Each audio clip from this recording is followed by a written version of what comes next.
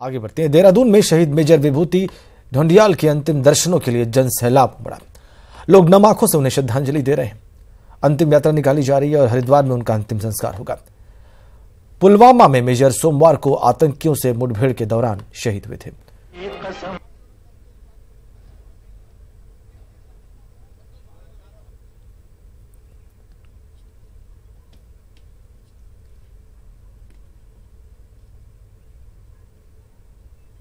दो तस्वीरों के जरिए हम आपको दिखा रहे हैं कि कैसे उनकी अंतिम यात्रा निकल रही है, कैसे उनको श्रद्धांजलि दी जा रही है नम आंखों के साथ। और लगभग सभी ने, आम जनमानस, सेना के अधिकारी, पुलिस के अधिकारी, उनके करीबी, उनके रिश्तेदार, उनके मित्र, सब ने उनको नमन किया। सबकी आंखें नम थीं, सभी के दिलों में गम था, दुख था, अपार दुख जिसकी क्षतिपूर्ति कभी नहीं हो सकती। दो तस्वीरें आपकी स्क्रीन पर शहीद की पत्नी को आप देख रहे हैं।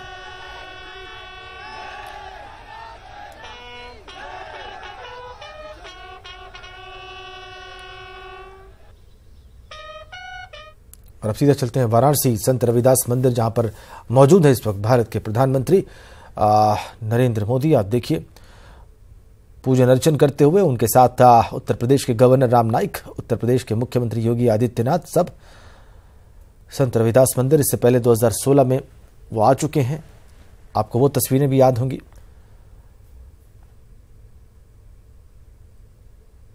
जो तरीका है संत रविदास मंदिर में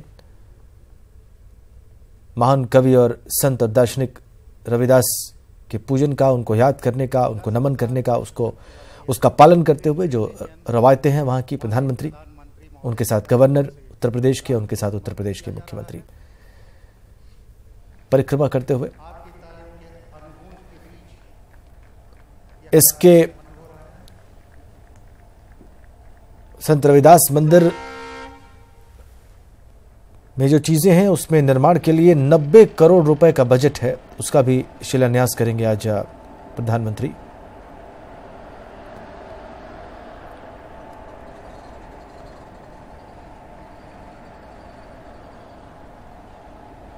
संत रविदास जन्मस्थली के विकास कार्यों की आज वो आधारशिला भी रखेंगे अपनी इसी विजिट में। लगभग 1 घंटा वहां पर उनका रहने का कार्यक्रम है। नीतीश हमारे सहयोगी फोन लाइन पर हैं, वो बताएंगे कि अभी तक वहां पर क्या हुआ है और आगे प्रधानमंत्री क्या करेंगे। बताइए नीतीश। राजेंद्र, प्रधानमंत्री अभी संत रविदास की जन्मस्थली पर पहुंच गए हैं और यहाँ पे संत के दरबार में मत्था टेका है। पीएम से 1-2 लोगों से हाथ भी मिलाया है और प्रधानमंत्री पूरे शिद्दत के साथ संत के दरबार में यहाँ पे पहुंचे हुए हैं। बाकायदा सिर पर उन्होंने एक साफा भी बांधा है, जो यहाँ का पारंपरिक जो होता है, तो दर्शन के पहले बांधा है। इसके पहले संत रविदास की जन्मस्थली पर आने से पहले प्रधानमंत्री ने BLW में जो आधुनिक इंजन बना हुआ है उसको हरी झंडी दिखा और अब यहाँ से BHU रवाना हो रहा है प्रधानमंत्री। कैंसर इंस्टीट्यूट को जनता को समर्पित करेंगे प्रधानमंत्री और उसके बाद औढ़े गांव जाएंगे प्रधानमंत्री। राजेंद्र, ठीक है, यहाँ पर कितनी देर रहेंगे नीतीश? राजेंद्र, अगर संत रविदास की जन्मस्थली की बात करें तो प्रधानमंत्री यहाँ से रवाना हो चुके हैं। यूपी के मुख्यमंत्री और राज्यपाल भी उनके साथ ही मौजूद हैं और अब यहाँ के बाद फिर जाएंगे BHU कैंसर इंस्टीट्यूट को जनता को समर्पित करने और उसके बाद फिर जो अगला कार्यक्रम है वो औढ़े गांव की ओर प्रधानमंत्री रवाना होंगे, जहां से संबोधन का कार्यक्रम है और इसके साथ ही वहां पर जो भी योजनाएं 29-3 करोड़ की जो योजनाएं वो उन योजनाओं को जनता को समर्पित करेंगे। योजनाओं का शिलान्यास और लोकार्पण का कार्यक्रम है। राजेंद्र, ठीक है, अभी तक कैसा रिस्पांस था वहां पर, चूंकि एक विशेष इस वक्त एक खास माहौल पूरे देश में बना हुआ है नीतीश? जी राजेंद्र, अगर बात करें तो आज संत की यहाँ पे संत रविदास की यहाँ पे जन्मस्थली है। संत से जुड़ाव होता है, देश ही नहीं दुनिया के कई कोनों से भक्त यहाँ पे आए हुए हैं। सबको प्रधानमंत्री को देखने का भी उत्साह था और जब प्रधानमंत्री यहाँ पर पहुंचे तो वो भी संत रविदास के रंग में रंगे दिखे। प्रधानमंत्री पहले पर अपनी गाड़ी से उतरे, गाड़ी से उतरने के साथ उन्होंने पारंपरिक सिर पे जो कपड़ा होता है, सिर पर जो साफा जिसको बोलते हैं उसको बांधा। बांधने के साथ संत के दर्शन किए। दर्शन करने के साथ ही पूरी तरह से रंग के रंग में रंगे रखे प्रधानमंत्री बाहर आए। एक दो लोगों से जो कतार में लगे जी नीतीश शर्मा सहयोगी बता रहे हैं कि कैसे इस वक्त प्रधानमंत्री पहुंचे वहां पर और अभी रवाना हो गए हैं वो संत रविदास मंदिर से। बीएचयू में जो कैंसर हॉस्पिटल है उसके उद्घाटन का भी उनका कार्यक्रम है आगे, और इसके अलावा भाभा कैंसर हॉस्पिटल के भी उद्घाटन का कार्यक्रम है। वो आयुष्मान भारत के लाभार्थियों से भी मुलाकात करेंगे। लेकिन जब वो संत रविदास मंदिर में मत्था टेक रहे थे उस वक्त की तस्वीरें आपकी स्क्रीन पर। 2016 में भी इसी तरह से प्रधानमंत्री वहां पर आए थे, उन्होंने प्रसाद भी ग्रहण किया था मंदिर में बैठकर वहां का। और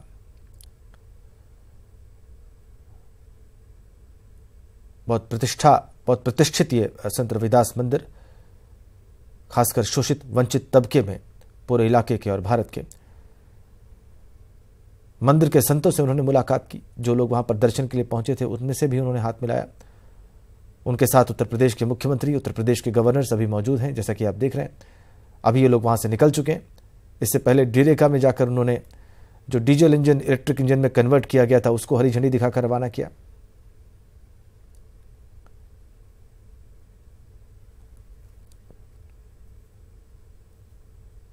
तो इसी बीच में खबर आ रही है कि भारतीय सेना, सेंट्रल रिजर्व पुलिस फोर्स और जम्मू कश्मीर पुलिस की एक ज्वाइंट प्रेस कॉन्फ्रेंस अभी थोड़ी देर में होगी। हम आपको वहां भी लिए चलेंगे, सीधा लिए चलेंगे, लेकिन फिलहाल तस्वीरें। और अब चलते हैं सीधा प्रेस कॉन्फ्रेंस में। Electronic media, the print media and the local journalist who are here with us today. At the outset, again on behalf of the complete security forces team in Kashmir, I would like to pay our homages to the brave martyrs of the CRPF who attained martyrdom on the 14th of February in the Pulwama explosion. Our heart and our feeling and our sympathies and our condolences go to the families. I would also like to wish them and their wards all the very best for the future and assure them that security forces are with them and will always remain with them. I also like to pay homage to the martyrs of yesterday's operation, 4 from the army, including a major, and Havaldar, 1 head constable from the JKP from Karna. I also like to take this opportunity to give an update on the injured of the CRPF convoy attack on 14th. All of them in the 92 hospital base hospital are undergoing an excellent treatment, and I have been meeting them twice a day every day. All of them are out of danger. They all have spoken to their families and they are doing very well. Similarly, the injured of yesterday's operation, including Brigadier Harbir Singh of Army, DIG Amit Kumar of the JKP, and other officers and men from the Army and the JKP are doing very well, and they are excellent condition and they are out of danger. They are being looked after by the best doctors available here. Now coming down to the operation yesterday. Ever since 14th of February convoy attack on CRP, we were tracking the top JEM leadership in Kashmir Valley. As you are aware, that convoy attack was carried out by Jaish-e-Mohammed of Pakistan, and it was being controlled from Pakistan with active support of ISI and the Pakistan Army. The local commanders, most of them Pakistanis, who were in charge of controlling, coordinating, fabricating and execution of this operation, were the main people of the JEM top leadership in the valley. Since this leadership of the JEM was on a track, ever since this incident happened, and day before night, at midnight, on specific information, we hit this module. And I am happy to inform the country that in less than 100 hours, we eliminated the JEM leadership in the valley which was being handled by JEM from Pakistan. the details of the terrorists killed, 2 Pakistani terrorists and 1 local conduit, the terrorists, have been shared by you by the police in the yesterday's press release.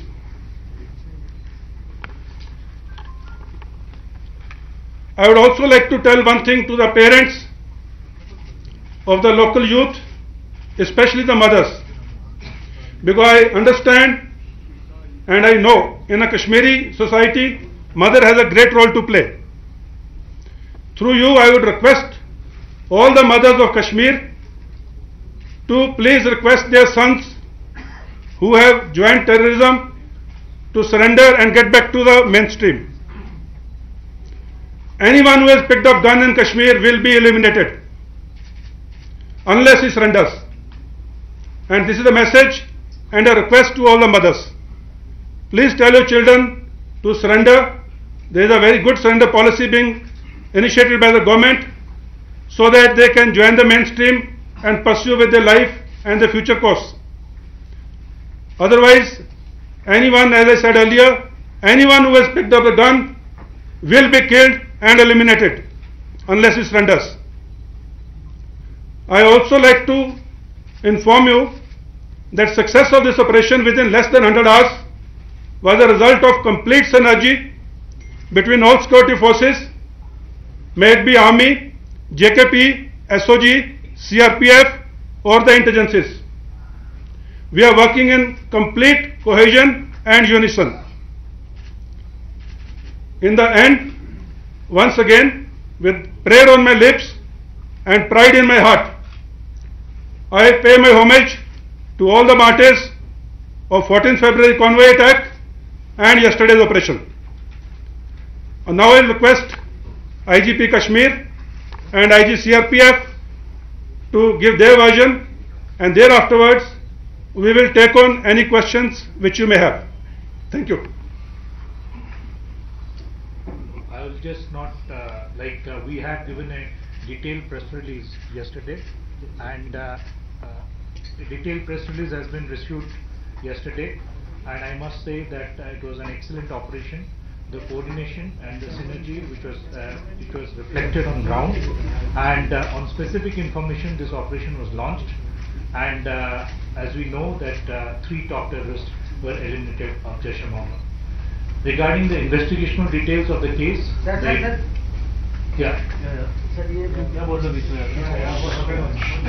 the investigational details of the case will be shared with you as the investigation progresses, and the other findings like the details regarding the recovery and other details we will also share with the media as and when the investigation progresses. Thank you. Sir, wait. I would start by paying my deepest homage to the martyred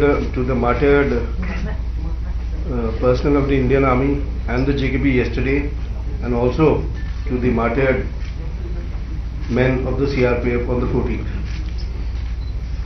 I would like to assure everyone, and above all the family members of the martyred brave men, that whatever it takes, whatever it costs, we as the Corps Commanders already said, we as a team would ensure that all the people involved in these attacks are booked as per law. We stand by our families, by our martyrs, and I would like to assure everyone of our resolve to take this to its logical end.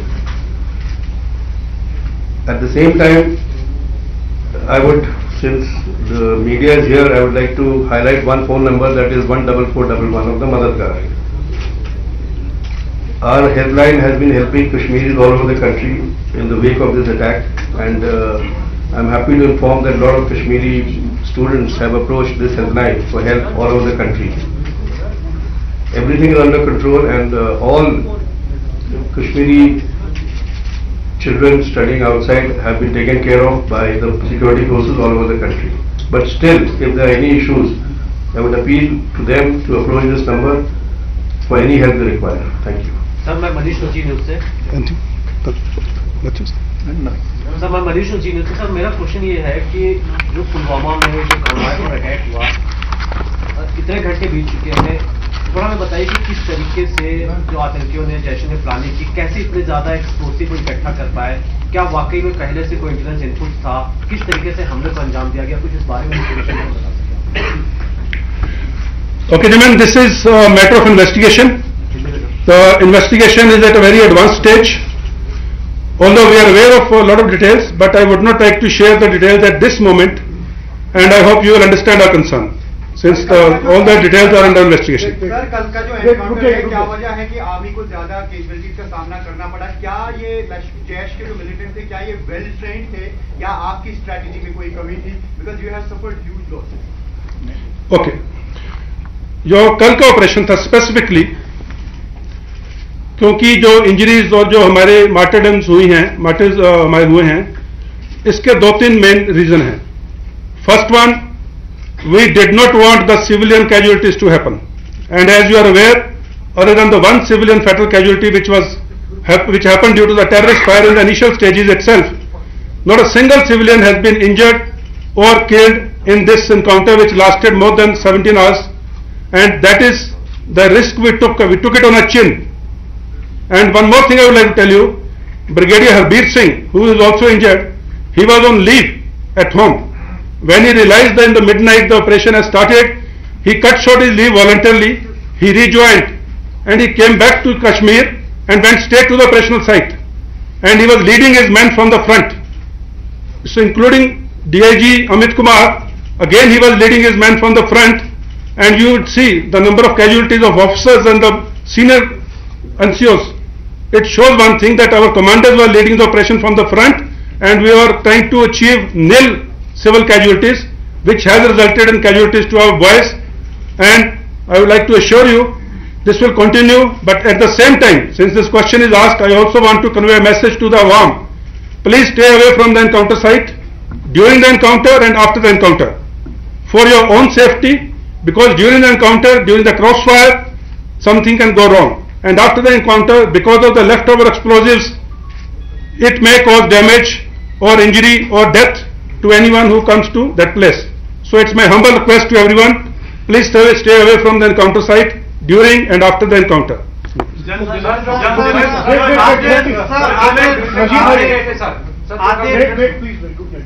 Gentlemen, please, we'll go one by one, we'll take all your questions. One at a time. I told you I'll moderate the press conference.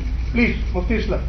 Sir, are there more challenges of similar kind of attacks like car bombs or Fidain, and how are you going to prevent them? What are the measures in place where you are going to prevent them or stop them? This type of a car bomb which happened on the CRP convoy on 14th, as you are all aware, it happened after a long time in Kashmir, and with this type of intensity it had not happened earlier. However, similar incidents have happened in other countries, in Syria, in Afghanistan, in Pakistan earlier, and since this modus operandi now has been started by the terrorists, we are alive to it, we are keeping our tracks open, and we are keeping all options open to deal with this type of modus operandi in future. Wait, please, sir, please wait. Sir, Nazir Masud. There are 2 points. One, Kamran and Saad's killing, you said you eliminated the leadership of Jaish.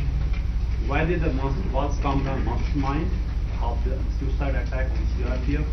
Number 2, Mr. Zulfikar Hassan, IGP CRPF, talked about the stress Kashmiris are facing outside the country. Army has this Sadbhavna program for last more than 2 decades to win hearts and minds of the people. Whatever is happening because of in the wake of this attack on Kashmiris, is that a setback to your strategy to win back hearts and minds? First of all, the question about Kamran. Gentlemen, Kamran was Chief Operations Commander of Jaish-e-Mohammed in Kashmir. He was a Pakistani, and he was being handled by the Jaish-e-Mohammed of Pakistan in conjunction with ISI and Pakistan Army from across the border. So he was the top commander of the Jaish-e-Mohammed, which carried out the 14th February convoy attack. So we have eliminated the top commander of the Jaish-e-Mohammed, which carried out the attack. Now whether who was involved, what was the role of each and every other player in that attack on the convoy, as I told earlier, is a matter of investigation. I would not like to share the operational details of that incident. Now coming to the second point about the Kashmiri youth and the Sadbhavna. Sadbhavna is a very well thought out well planned out way we are going about healing, giving a healing touch to the Kashmiri youth, the Kashmiri far-flung areas. That will continue, and we every time renew it, we review it, and we try and make it more effective, and we will continue to do that. So my point was about what is happening to Kashmiris in other parts of the country. The question about Kashmiris in other parts of the country, gentlemen, it's a political and an administrative question outside the purview of my domain. So I would not like to comment on that. Administration has commented on that, and there is a very positive outcome of that which is now being seen. Neeraj, general आपने कहा कि Pakistan army से support मिला इस attack के लिए, थोड़ा सा बता पाएंगे कि किस तरह से ये सपोर्ट मिला? क्या हमें एविडेंस है कि पाकिस्तान आर्मी लगातार कामरान के टच में थी या एक्सप्लोजिव लाने में पाकिस्तान आर्मी ने मदद की यहाँ पर पुलवामा? पाकिस्तान आर्मी जैश ए मोहम्मद पाकिस्तान आर्मी का ही एक बच्चा है। जैश ए मोहम्मद को पाकिस्तान आर्मी ही कंट्रोल कर रही है और ऐसे ही कंट्रोल कर रही है। और जैसे कि आपने कल जैश ए मोहम्मद का रिलीज भी देखा होगा, उन्होंने ये कबूला भी है कि उनका चीफ ऑपरेशंस कमांडर जो है इस हमले में मारा गया है। तो पाकिस्तान आर्मी का इन्वॉल्वमेंट इसमें 100% है, इसमें मेरे को और आपको किसी को कोई शक नहीं है। सर, पास 1-1.5 साल में जो फोर्सेस का कंसंट्रेशन था वो लश्कर और हिज़्ब पे था। क्या इसका फायदा उठाकर जैश ने अपना नेटवर्क बना लिया है? और आज की डेट में कितने जैश के लड़के होंगे जो साउथ कश्मीर और नॉर्थ कश्मीर में ऑपरेट कर रहे हैं? पॉइंट इज दैट जो आपने बताया, जैश ए मोहम्मद के ऊपर पूरी फोकस सिक्योरिटी फोर्सेस की रही है। पिछले साल 58 जैश के जो कार्डर्स थे वो मारे गए हैं। इस बार अभी 31 एलिमिनेशन हुआ है, तो 31 एलिमिनेशन में 12 जैश ए मोहम्मद के लोग मारे गए। तो ऐसी कोई बात नहीं कि जैश ए मोहम्मद के ऊपर फोकस नहीं है, पूरी तरह से फोकस है। And also you have to appreciate 2018 there was not a single attack, suicidal attack or that nature of attack which Jaish could carry on. So we are working on it and we are trying our best. There are credible leads also, as it was said, and we are after them. So talking of Ghazi, talking of Ghazi, from the last couple of days, we've seen a lot of stories about him, that he's an Afghan war veteran, so many things, I mean, so many inputs about him. Also the fact that since Afghanistan, we've seen US withdrawal from Afghanistan, and we're talking of the larger picture, there could be a case where those people may be directed towards the Kashmir Valley, and this is seen as a kind of a curtain raiser to this Ghazi. So how do you see that overall picture as far as American withdrawal to the General Staff? First of all, talking about the so-called Ghazi, you know it better than me in Kashmir, कितने Ghazi आए, कितने चले गए. So there's nothing new in it. All these aliases keep happening, and we'll handle them. There's no problem about it. Let any Ghazi come. Now talking about the situation in Afghanistan and its impact on Kashmir, I think a lot has been written on it, a lot has been said about it. Coming down to the Kashmir Valley, we are very clear. Anyone who enters Kashmir Valley will not go back alive in whichever way. So our focus is very clear on counter-terrorism operations. Sir, on the backdrop of this attack which happened in our Tripura, there were clear intelligence inputs also that militants have infiltrated, especially Jaish Fidain squads, for planning to carry out strike around 9 and 11 Guru or Pulwama. Do we have still some Fidain militants present in the Srinagar or Kashmir Valley who are planning to carry out such attacks? Number one. Number two question is, sir, during last 2 years you have eliminated a lot of militants, including local and foreign. But there was a trend that recruitment was going on alongside the killing of militants. What is the status of recruitment right now? Did forces succeeded in curtail that recruitment of militants to some extent? The first part of the question, the intelligence inputs about such attacks or similar attacks. There are a lot of intelligence inputs about various types of modus operandi of the terrorist, which I would not like to share in this press conference because that's operational information in nature. But suffices to say, I would like to assure everyone that all types of intelligence inputs, as I said, the team security forces here, we are taking into account all intelligence inputs and we are acting on it. What happens is only probably about 1 or 2% of what has been denied to them. The actions of security forces based on intelligence, there are a lot of actions by the terrorists which are not allowed to happen. So naturally it doesn't come into the open domain. Now second point about recruitment. Yes, definitely the recruitment has come down in the recent months, and that's a good sign. I would like to compliment the Awam of the Kashmir for this, and the youth, that recruitment has come down, because as I said earlier, you pick up a gun, you are dead, unless you surrender. I would also like IGP Kashmir to say on the recruitment if he has something to say. Recruitment, as it was mentioned by the Corps Commander, there is a significant dip in the recruitment, which you all know. The statistics are a reflection of that. So we don't see recruitment in last 3 months. The recruitment has significantly come down, and we would request the families. There are families who are playing key role. We know, I would not like to name the individuals here because of their personal security and protection. There are families who actually made a lot of effort to bring their sons back, and that helped. So we would also like urge through this platform that the families have a very important role to play, the community has a very important role to play to curtail recruitment, and that is what we are seeing. There was a element of fear in some villages, some places. We see an element of fear where there is an encounter which is taking place in the house. Then there is also, we have seen the force to join, and that kind of evidence has also come in some cases. So what we would request, with the top commanders getting eliminated, the vintage element going out, the terror scenario, the security scenario has actually improved, and the terror elements have been crushed. We are giving a very strong investigational measure. We are trying to, the collaborators, those people who are actually co-conspirators in generating this kind of action, this kind of terror incident, we are acting very tough on them. So I'm sure with all this thing, recruitment has seen a visible dip, and it will gradually go down. Gaurav Sawant. Sir, my name is Gaurav Sawant. I work for India Today. I have 2 questions, one for the police and the other for the army. Sir, as far as recruitment is concerned, you've addressed that. But what was the explosive that was used? How did that explosive come into India? Where was it fabricated? That's investigation part. And radicalization of local boys, is that a major issue for the army or for the security forces? And how are you dealing with that? The question about the type of explosive which was used in the investigation, the incident, we have the leads, we have the details, but I would not like to share it here today because the investigation is still going on.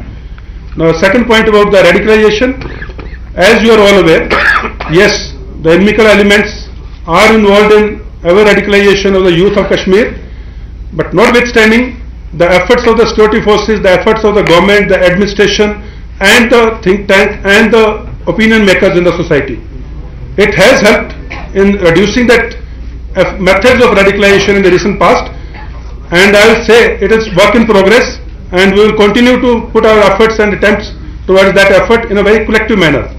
And towards the radicalization, that's a major issue, and the work in progress is there as of now. No, there is another question for the IG. Let him ask. As it was mentioned, these are all in the investigational domain now, so we will not like to discuss that, how it happened, where the explosives have come from. All these things are in the domain of investigation. So as soon as the investigation is over, we will bring it to the public. Of course, we have credible leads on which we are working. Wait, ma'am. The men have outnumbered women Yes. in this press conference. Please, just 1 second, please, ma'am, please. Thank you. General, my name is Aarti Tikku. I'm an editor with the Times of India. I come from Delhi. My question is, the local recruitment has come down. Has the infiltration increased? Because it seems that there's a huge discrepancy in your assessment of how many militants are present in Kashmir and in the number of militants who've been killed in the last couple of years. First of all, as was told earlier, the recruitment has come down. Secondly, the infiltration in the recent times, the recent 1 or 2 months, because of the heavy snow and the weather and terrain conditions, has more or less not been there on the LC part of it. Notwithstanding that, there have been infiltration from the other routes, that is from the IB sector and areas south of Jammu, in the area of Samba, Hiranagar and Pathankot sector. That infiltration is continuing, and we have reports of that. And there is also an incident of Jajjar Kotli, which you are aware, which happened. So infiltration is happening. Pakistan is carrying out the infiltration into Kashmir for the results which they want. Notwithstanding that, the number has reduced in the recent past on the LC. And the elimination of terrorists in the hinterland and limited recruitment in the past few months has brought down the number below a threshold in the Kashmir Valley as of today. Zafar, wait, Zafar. question for you. Now, after the sir, there are reports that Adil Dar was detained in the past. How many times he was detained, Adil Dar? Suicide bomber. How many times he was detained and how did he fall from the security radar there?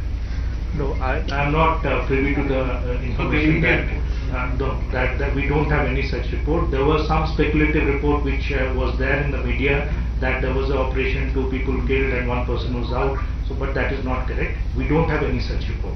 Yeah. There are 2 questions. One, was this an intelligence failure because the corridor was, if convoy was going on, the corridor was not secured as per the SOP of all the agencies involved. One, and the second thing you talked about the surrender policy. The cousin of this guy who was the bomber, he is in jail in Court Badwan. He has reportedly joined the militancy. He came back to family and he was arrested. He was again arrested after 2 months and now right now he is in Court Badwan. So essentially when you are saying come back and you join the mainstream, it didn't happen in case of his cousin, the bomber's cousin. One is that, and this is the second thing, after this attack happened, there is a whole harassment going on the highway by the armed forces. I went 3 times on this road since past 4 days. People are being asked to come down the car, it's fine, but they are being thrashed also. I have personally seen people getting thrashed, bikers getting thrashed who are travelling on this highway. So what do you have to say about that? I think you partially answered your question yourself. The first question was, how did this car come onto the highway and other things?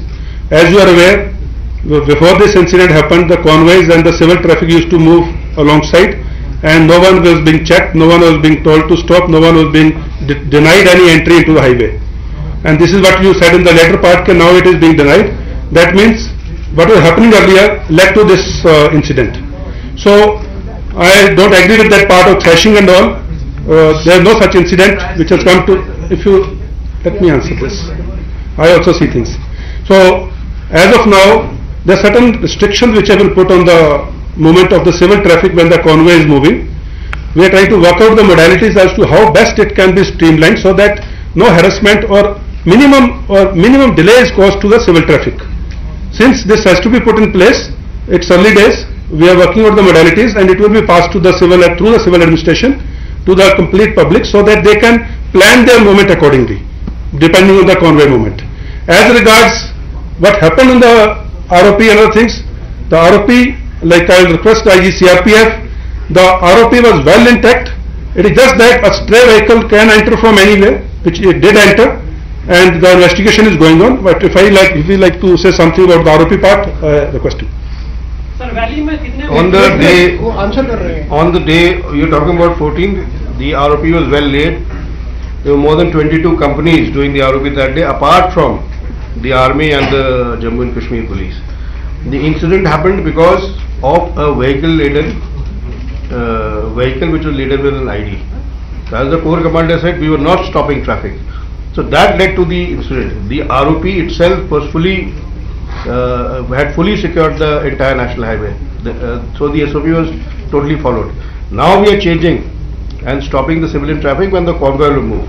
Accordingly, the SOP will be changed to stop the civilian traffic at that stage. Yeah. I'm sorry,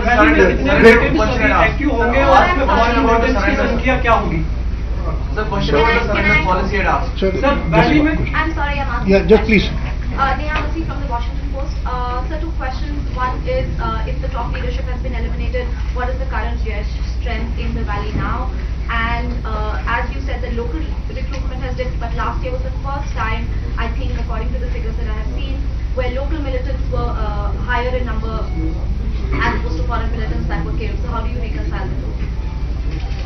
So the exact number and other thing is again an operational requirement. So I would not be able to share on this house on that number. But of course, last year, as you are aware, there were 252 eliminations, and that has also some impact in the sense the vintage element. What is important is that in terrorist circle, if you have old elements who are there, they keep on recruiting people. So when 2018 started, you had a number of top terrorist names. Today when you go to name them, the numbers have significantly reduced, and when these numbers reduce, that has a direct bearing on the recruitment and as well as on the terror actions. So that is how we are trying to tackle it, and as I said before, there is a strong investigational measure which we have introduced.